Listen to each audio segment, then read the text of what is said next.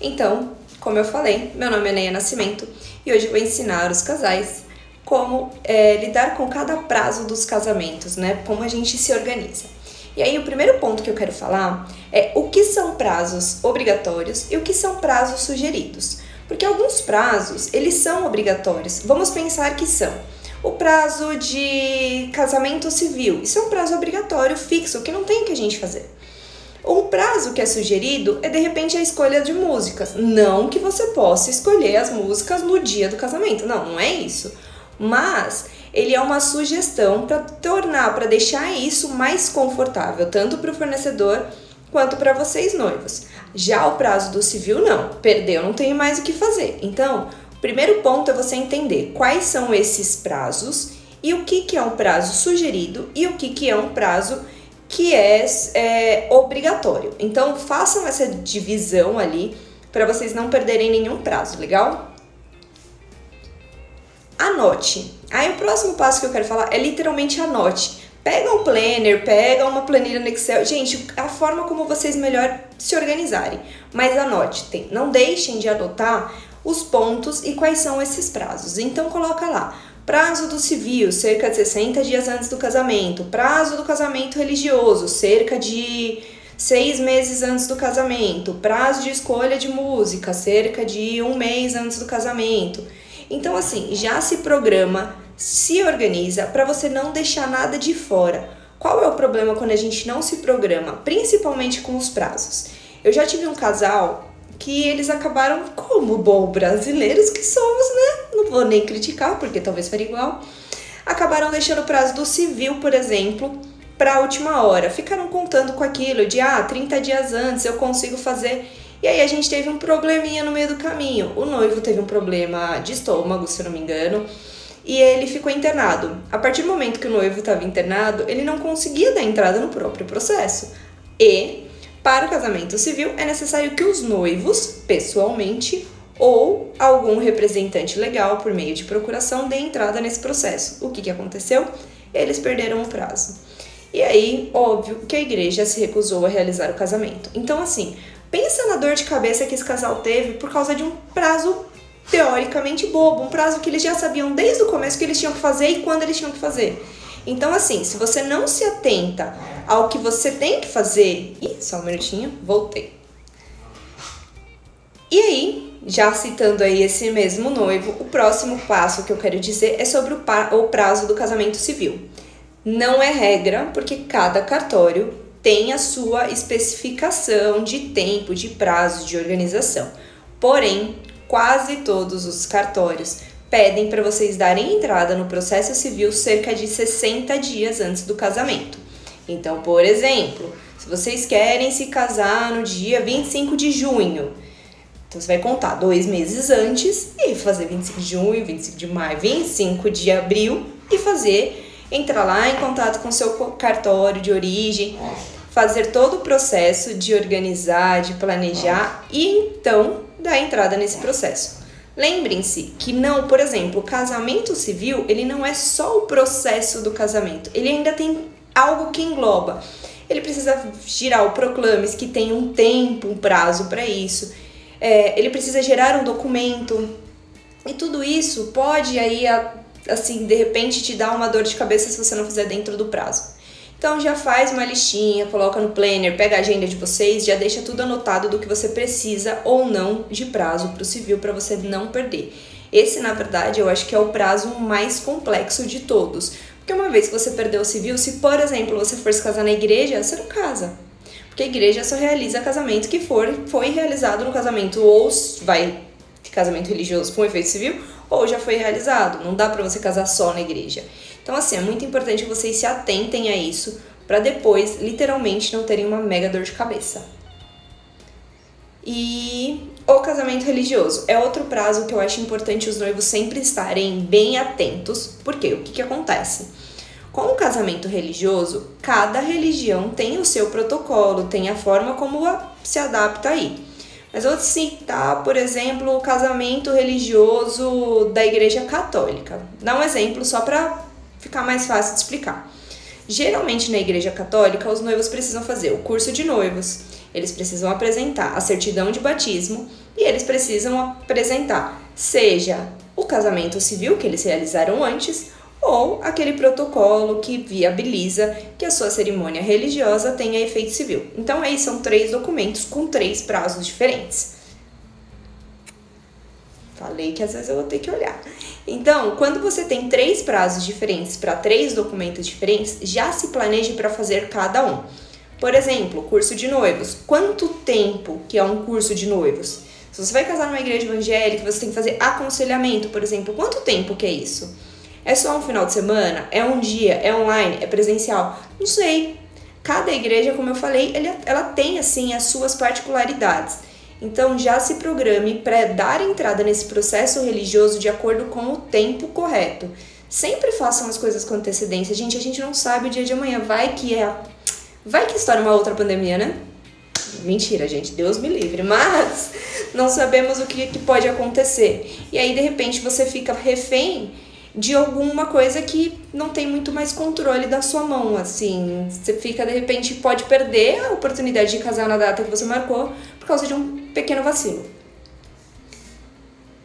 Próximo item, faça uma lista com os prazos obrigatórios e encaixe os demais. Então, por isso que eu citei os 2 prazos que são mais comuns como obrigatórios, que é a parte do religioso e a parte do civil. Depois que você determinar ali quais são os prazos de cada um, já coloca no planner de vocês e já se adequa a esse prazo. E aí você vai incluindo o prazo dos outros itens. Escolha de música, reunião com assessoria, reunião com buffet, definição de gastronomia. Você vai colocando esses outros pontos, sempre priorizando esses itens que são obrigatórios. Dessa forma você não se perde e você também não perde um investimento que você já fez. Como eu falei, depois não adianta chorar. Depois, se você não se planeja no começo, realmente não vai adiantar você ficar triste, você ficar chateado, você conversar. Não tem o que fazer, gente. Então, precisa levar isso muito a sério. E aí, dentro desse planejamento que você vai colocar de prazos, eu gosto de incluir também o planejamento de prazos para fechamento de contrato. Como que funciona? Geralmente eu faço uma listinha de itens que eu quero planejar, que eu quero contratar para determinado casamento. Então, por exemplo, o casamento é da Maria e do João.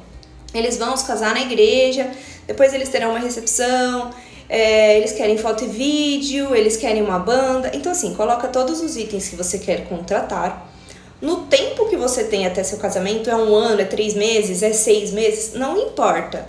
Você tem um tempo ali para você se organizar, afinal, seu casamento tem uma data. Então, já se organize e coloque cada prazo. Não precisa ser um dia fixo, tá, gente? Não precisa ser também tão louco.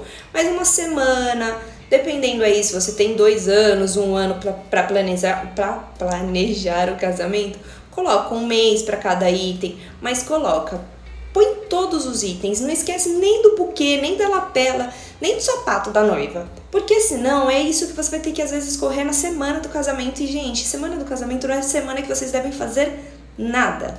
Semana do casamento é o momento que vocês vão colocar a mãozinha aqui e descansar. É só receber presentes, só receber confirmações. Beleza?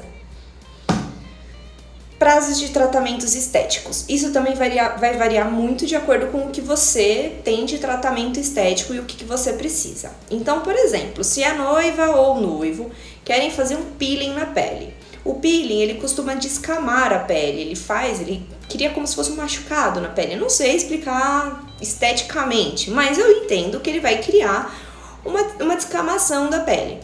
Pensa assim, se você é a noiva e quer fazer um peeling e depois você vai se maquiar, a maquiagem vai ficar bem? Ela não vai ficar aquela maquiagem craquelada? Então, calcule exatamente o prazo que você precisa para fazer o tratamento estético. Se você quer fazer... Ai, gente, eu acho desnecessário, mas cada louco com sua loucura. Você quer fazer uma lipoaspiração para o seu casamento? Já tive casais que fizeram. E quanto tempo que você precisa para desinchar, para fazer todas as suas drenagens, para se sentir bem com o seu corpo novamente? Calcula isso. Não adianta você achar que você vai fazer uma lipoaspiração na semana do casamento que vai ficar bom. Não adianta você achar que vai fazer um peeling na semana do casamento que vai ficar bom, porque não vai, gente. Vocês têm que considerar todos os itens, tudo que pode gerar essa transformação que você quer dentro de você. Você quer se sentir mais bonita, isso faz diferença pra você, tá bom, tá ótimo, vai lá e faz. Mas faz dentro do prazo estipulado pelo profissional para você não impactar o seu casamento, beleza? Reuniões de planejamento com os fornecedores. O que é importante aqui? É importante que você não deixe essas reuniões também para a última hora. Por quê? Muitas vezes um fornecedor ele depende do outro. Por exemplo, o pessoal do bar, ele às vezes depende do pessoal do buffet, que depende da pista, para saber qual que vai ser o momento de ápice do bar. Qual que é o momento que vai estar todo mundo ali. Então, assim, um fornecedor, ele tá interligado ao outro. Não importa se você contratou 50 fornecedores diferentes para um único casamento. Lembre-se que é um único casamento, então todo mundo tem que falar a mesma língua.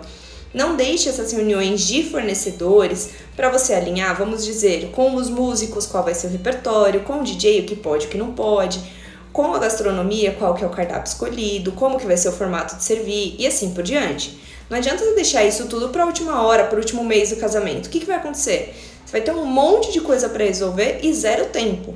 E aí, um fornecedor vai te cobrando uma coisa, o outro fornecedor vai te cobrando uma coisa, você vai ficar louca, você vai ficar nervosa por conta de uma coisa que você poderia ter se adaptado, ter se organizado um pouquinho antes. Não é difícil. Eu te garanto que não é difícil. E aí, eu acho que é um ponto que eu já comentei aqui na live, mas assim, reserve pelo menos a semana do casamento para você fazer absolutamente nada. Noiva, noivo, às vezes até, eu digo até às vezes para os pais, para pai da noiva, pai da noivo e assim por diante. Porque assim, já é um processo vocês acumulam tantas informações ali no processo do casamento, que a semana vocês já vão estar mais nervosos, vocês já vão estar com um pouquinho mais de receio, vocês já vão estar recebendo confirmação de presença, convidado falando, vocês já vão ter algumas funções que vocês não podem abrir mão. Então é importante que vocês não tenham outras funções como reunião, como ir no cartório, como fazer não sei o quê. Não, gente. O máximo que vocês devem fazer para a semana do casamento é a prova de trajes. Aí eu entendo, porque realmente o nosso corpo, principalmente o corpo da mulher, ele acaba modificando muito com o tempo. Às vezes numa semana a gente tá um pouco mais inchada, na outra semana a gente tá um pouquinho mais enxuta. Então é importante que você se planeje para na semana do casamento não fazer absolutamente nada. Descanse, receba somente seus presentes, seus convidados, suas mensagens, mas não fique com aquela carga emocional de você ter que resolver algum problema. Resolve tudo antes, porque chega no dia do casamento, isso fica estampado na cara do noivo e da noiva quando eles estão cansados. Parece que o casamento não é uma coisa prazerosa. Parece que é tipo, ai, que bom, vou casar. Ai, não quero mais saber disso. E não é, gente. Casar é tão gostoso você rever seus amigos, você ver seus familiares, todo mundo ali em prol do seu amor, do amor da sua vida. Então, não trate assim com desrespeito. Toma cuidado. E reserva essa última semana para você fazer nada. Descansa. Prazos do dia do casamento. Descritivo. Gente, eu tenho cachorro, né? Não sei se eu já falei, mas eu tenho. Às vezes ele faz isso aí. Então, vocês desculpem. Qualquer dia eu mostro o cidadão. Daqui a pouco ele aparece costando as costas, fazendo barulho, ele fica... Enfim, gente, vocês vão ter que conviver ali com a presença do Frost principalmente. Ele gosta de aparecer. Bichinho aparecido. Enfim.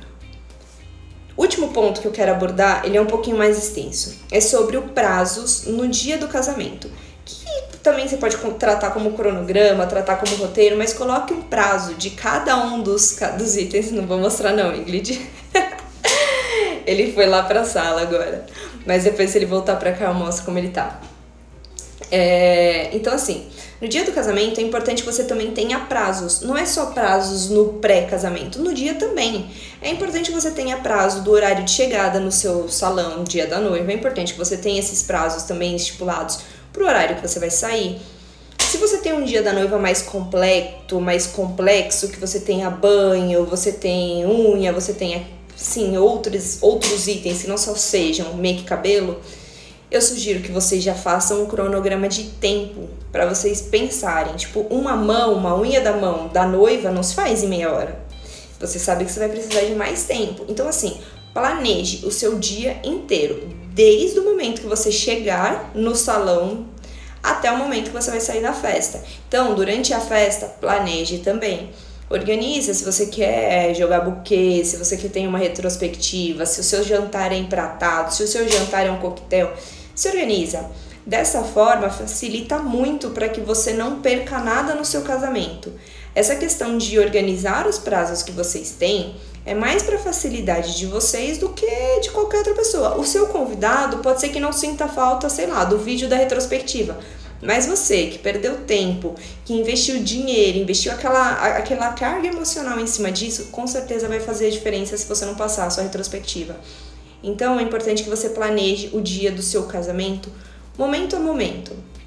E aí até tem um plus assim, que algumas igrejas, elas permitem que vocês, noivos, levem às vezes o pastor ou o padre da igreja de vocês. Então planejem também com essa pessoa que vai realizar a cerimônia, o tempo de cada cerimônia, para que ninguém aguenta, assim, uma cerimônia de 1h30, é desgastante, é cansativo, os convidados começam a conversar, eles dispersam. Então, assim, planeje esse tempo também com o seu pastor, com o seu celebrante, para que não se estenda demais. Como você vai planejar? Conta lá, pensa que a cerimônia ela não começa quando ele começa a falar, a cerimônia começa quando as pessoas começam a entrar. Então, se você tem 30 casais de padrinhos, não adianta achar que vai entrar todo mundo em 30 segundos, não vai. Você precisa de um tempinho para isso. Então, planeje cada entrada, cada saída, se você vai ou não cumprimentar, se vai ter troca de alianças, se vai ter votos. Planeje cada momento. Dessa forma, você não causa um atraso, não causa um desconforto nos seus convidados, você vai conseguir fazer seu casamento de uma forma muito mais fluida. Garanto para você. E é isso, gente. Caso vocês tenham mais alguma dúvida, pode deixar aqui na caixinha de perguntas. Eu já coloquei o tema da live de amanhã, que no momento eu já não me lembro mais, mas deixa eu ver aqui, que tá aqui na minha frente, que é como e onde pesquisar os melhores fornecedores de casamento. A ideia, como eu já falei, é trazer cada vez mais conhecimentos para os noivos, principalmente agora nesse tempo de pandemia. Eu percebi que tem muitos casais perdidos, muitos casais que sofreram com essa pandemia, não só pelo adiamento, mas por perceber que tinha problemas em contrato, por perceber que tinha problemas com fornecedores, por ver empresas fechando. Isso não é legal, isso não só não é legal como convivência, como momento, mas não é legal de uma forma geral, assim, isso cansa, isso desmotiva. Eu já vi vários casais agora na pandemia falando, eu tô sem vontade de planejar o casamento. É muito difícil. Então, assim, é mais difícil ainda quando os casais não têm noção do que estão fazendo, acabam fazendo contratações erradas, às vezes vocês gastam muito mais do que vocês precisam. Então, se organizem para que vocês não tenham problemas depois ou durante o percurso do casamento, tá legal? E caso vocês tenham alguma dúvida, sugestão para a live, pode deixar, me manda um direct, comenta na foto que a gente com certeza vou criar um conteúdo aí para mandar para vocês. Certo? Obrigada pela presença, YouTube, obrigada pela presença, Facebook, obrigada pela presença, Instagram. Fico aguardando então vocês amanhã. Um beijão e tchau, tchau.